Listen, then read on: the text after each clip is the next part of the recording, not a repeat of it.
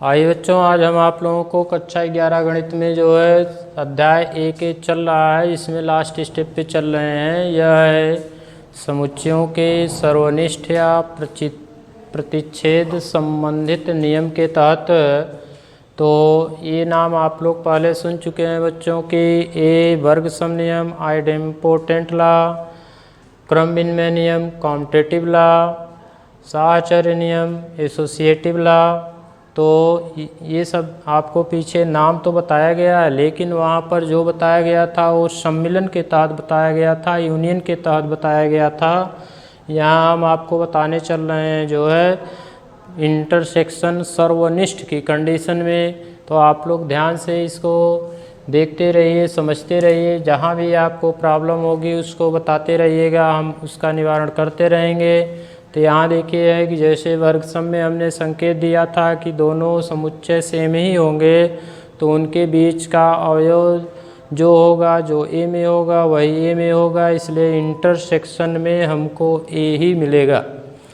आगे चलते हैं, दूसरे नंबर पर हमको यहाँ मिलता क्या है बच्चों, जैसे यहाँ जो है स्थिति आती है कि क्रम विनिमय नियम में हम दो समुच्चयों के लेते हैं, ए और बी को लेते हैं। ए और बी का इंटरसेक्शन यानी दोनों में जो अवयव घनिष्ठ होंगे वही इसके अंतर्गत आते हैं।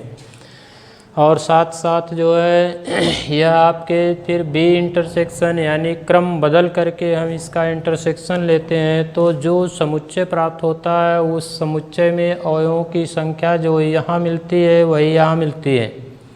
इसलिए इसे A intersection B equal to B intersection A के रूप में लिखा जाता है।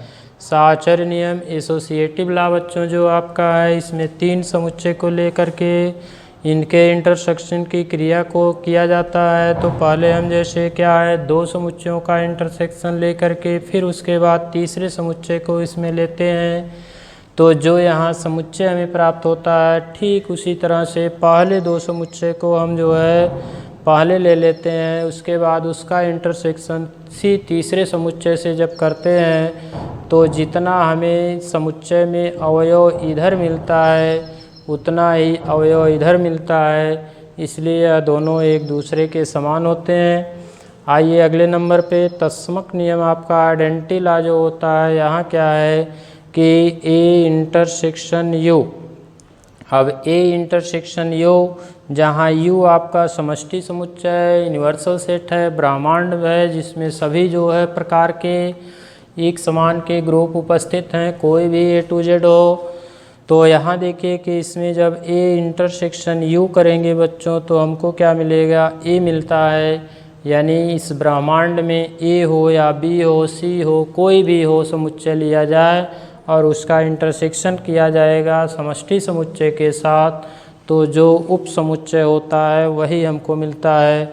साथ साथ यहाँ बी में क्या है, इसके दो स्टेप्स आ जाते हैं, ए इंटरसेक्शन फाई यानी ए का समष्टि समुच्चय के साथ और इसी ए का जो है रिक्त समुच्चय के साथ जब हम इंटरसेक्शन करते हैं तो रिक्त समुच्चय के साथ आपको मिलता है कि यहाँ पर जो है स्थिति आ जाती है कि यह स्थिति आपकी जो होती है वह स्थिति आपकी बच्चों देखी है कि फाई में कोई अवयव नहीं होता है और ए में अवयव मिलेंगे। तो इस कंडीशन में जब फाई में कोई अवयव नहीं है, रिक्त समुच्चय है, तो इनके बीच कोई भी अवयव नहीं उभयनिष्ठ मिलेगा कि जो दोनों में मिलेगा, तो इसलिए यह फाई के ही तुल्य होता है। तो आइए हम इसको समझाते हुए चल रहे हैं आगे आपको हम इसके बारे में जैसे यूनियन सेट में बताए थे उसी तरह से आपको यहाँ पर भी बताएंगे, समझाते हुए चलेंगे। उप समुच्चय के रूप में लेते हुए हम एक दूसरे को सिद्ध करेंगे। तो आइए देखिए, इसमें पहले नंबर पर वर्ग सम नियम। अब देखिए बच्चों, हम इसमें थोड़ा शार्ट रूप करेंगे क्योंकि इसके पहले आप लोग जो है पढ़ चुके हैं, पूरा अच्छे से उसमें समझाने का हमने प्रयास किया था और आप लोग भी उसको रिपीट किए होंगे तो आपकी समझ में आ जाएगा। यहाँ ज़्यादा प्रॉब्लम आपको नहीं होगी। यहाँ हम उस समय बताए थे आपको कि जब यूनियन होता है तो या का प्रयोग करते हैं और जब इंटरसेक्शन होता है तो और का प्रयोग करते हैं। या की कंडीशन में अवयव पहले या दूसरे दोनों सेट में संभावना रहती है, और यहाँ इंटरसेक्शन में जब और होता है तो यहाँ 100% कन्फर्म होता है कि वह अवयव पहले समुच्चय में भी है और दूसरे समुच्चय में भी है, निश्चित रूप से वो रहता है दोनों में। तो आइए देखिए, इसको सिद्ध करने के लिए हम क्या करते हैं। जैसे प्रमेय में उत्पत्ति कंडीशन हो से लेते हैं, यहाँ हमको इसे सिद्ध करना है। तो इसको सिद्ध करने के लिए यानी A intersection A equal to A को सिद्ध करने के लिए हमको क्या करना होगा, पहले इसको देख लीजिए। करने के लिए आपको दिखाना होगा कि A intersection A is subset of A और A is subset of A intersection A. यह आपको शो करने के बाद तब इसको लिखा जाएगा। तो यहाँ हमको लिखना पड़ेगा, जब x belong to A intersection A implies that यहाँ लगता है, और जब left hand side right hand side लेकर के चलते हैं बच्चों, तो वहाँ इक्वल का साइन लेकर के चलते हैं, तो लेफ़्ट लेकर के राइट को शो कर देते हैं। कोई प्रॉब्लम नहीं होनी चाहिए। इसमें एक स्टेप्स हम आपको दिखा देंगे लेफ़्ट हैंड साइड और राइट हैंड साइड के रूप में, और बाकी स्टेप्स आपको इस तरह से उप समुच्चय के रूप में करेंगे। तो यहाँ देखिए, जब यह x बिलोंग टू ए, तो ये आपको लिखना पड़ेगा कि x belong to A intersection A implies that x belong to A और x belong to A। अब देखिए कि यहाँ पर ए दोनों जगह आया हुआ है। इसको आप कहेंगे कि 2 बार क्यों लिख रहे हैं, 2 बार के बजाय 1 बार लिखेंगे तब भी सही है। तो इसीलिए इसको फिर हमारे गणितज्ञ महोदय जी लोगों के संकेतानुसार आपको हम समझा रहे हैं कि इसका सही रूप आपका हो गया x बिलोंग टू ए। अब जैसे x बिलोंग टू ए और x बिलोंग टू ए और x बिलोंग टू ए 10 बार लिखा जाए तो लोग खिंच जाएंगे, यानी उसको 1 बार लिख देना ही बेहतर है जब एक ही चीज़ लिखी जा रही है। तो यह हो गया x बिलोंग टू ए। अब यहीं पर हम लिख देंगे से स्पष्ट है कि अब ये वाला पद यहाँ लिया गया है, इसलिए हम लिख देंगे ए इंटरसेक्शन ए इस सबसेट ऑफ ए। यह हो गया संबंध नंबर 1 बच्चों। आगे चलते हैं। यहीं पर इसी के नीचे आप लोग लिखते चलिएगा, क्योंकि हमें मिटाना ही पड़ेगा, आप कॉपी पर नहीं मिटाएंगे। पुनः लेंगे, जब x belong to A implies that. अब देखिए की बात आती है कि x belong to A implies that को हम पुनः यहाँ लिखेंगे x belong to A, x belong to A, फिर इसी में रोटेशन बनाएंगे x बिलोंग टू ए और x बिलोंग टू ए, यानी यहाँ दोनों ए लिख देंगे। मान लीजिए अभी आपने यहाँ क्या कर दिया, b लगा दिया और इधर b नहीं है, तो वह लिखना आपका गलत होगा। ए को हम शो करेंगे। अब यही क्या हो गया कि यह जब इस प्रकार से हो गया तो आगे आप दिखाएंगे x belong to A intersection A. क्या हम यहाँ लिख दें कि बच्चों की ए यूनियन ए लिख दें? तो आप कहेंगे कि यहाँ और शब्द आया हुआ है, इसलिए यूनियन नहीं लिखा जाएगा, ए ही लिखा जाएगा, इंटरसेक्शन लिखा जाएगा। इंटरसेक्शन के रूप में हमको यहाँ शो करना पड़ेगा। अब इससे क्या होगा, से स्पष्ट है कि यहाँ आपका हो गया है A subset of A intersection A, A subset of A intersection A. तो जब ए इंटरसेक्शन ए हो गया, ये संबंध नंबर 2 हो गया, लिखेंगे तो संबंध 1 और 2 से, 1 और 2 से बच्चों तो यहाँ पर आपका जैसे है कि ए सबसे टॉप ए इंटरसेक्शन ए और ए इंटरसेक्शन ए सबसे टॉप ए है, तो आप लिखेंगे यहाँ पर कि A intersection A equal to A, यही आपका हो गया सिद्ध।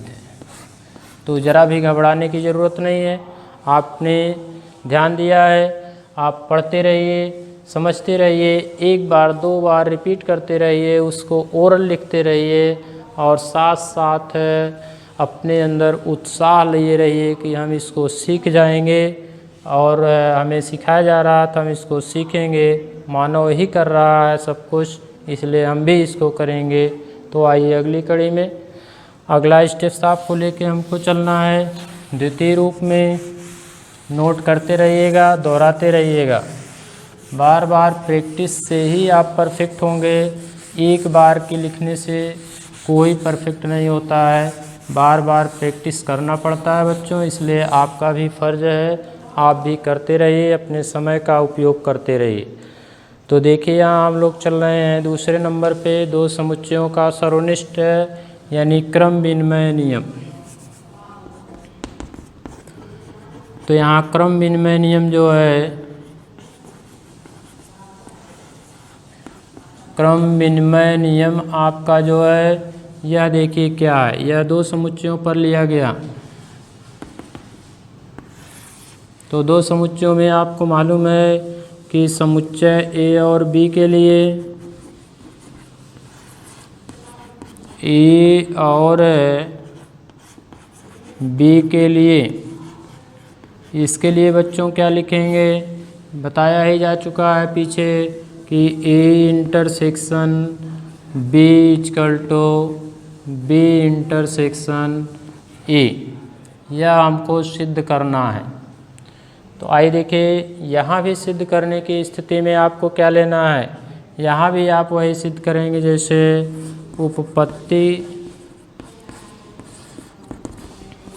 यहाँ आपको मिलता है उपपत्ति में कि ये जो है ए इंटरसेक्शन बी और बी इंटरसेक्शन ए को सिद्ध करने के लिए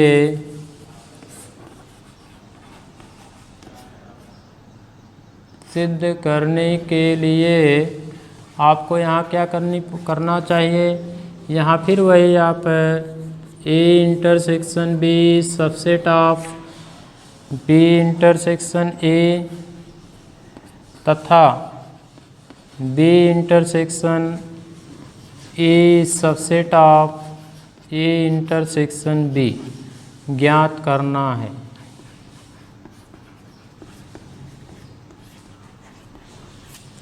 तो देखिए यहाँ स्थिति क्या आती है, हम बार बार आपको ये शो करते चल रहे हैं कि आपका ध्यान इधर बना रहे, रिवीजन करें तो आपको समस्या ना आए।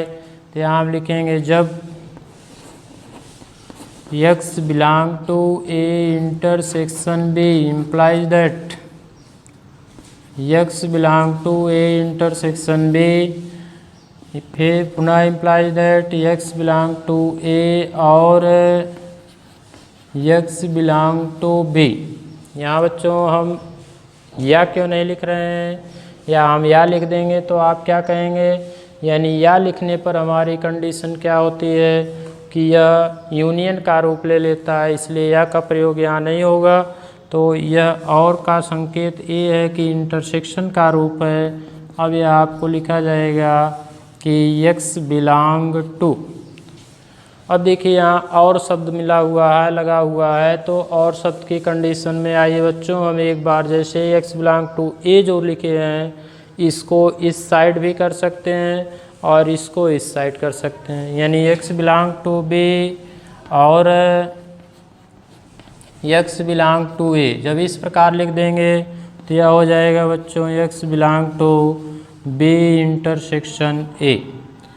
अतः यहीं शो कर देंगे कि A intersection B is subset of B intersection A. यह हो गया संबंध नंबर 1 आपका हो गया। आगे आपको देखिए यहाँ क्या करना है, पुनः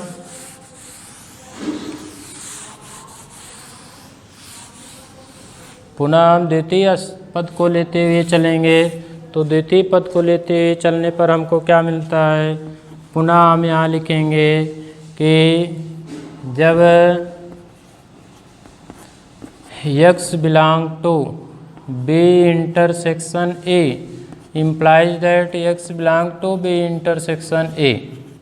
तो जब B इंटरसेक्शन A होगा A, तो अब इसी में फिर खंडन करेंगे, या आपको मिलेगा x बिलोंग टू B या x belong to A, no sorry x या नहीं रहेगा। देखिए आप लोगों को कंफ्यूज करने के लिए यहाँ या लग गया था, लेकिन ज़्यादा कंफ्यूज करने की ज़रूरत नहीं है। आप लोग भी अलर्ट होके बोल दिया करिए, नहीं तो हम ये मानेंगे कि आप लोग जो है एकदम मायूसी कंडीशन में बैठे हुए हैं। तो मायूसी कंडीशन में बैठने की ज़रूरत नहीं है।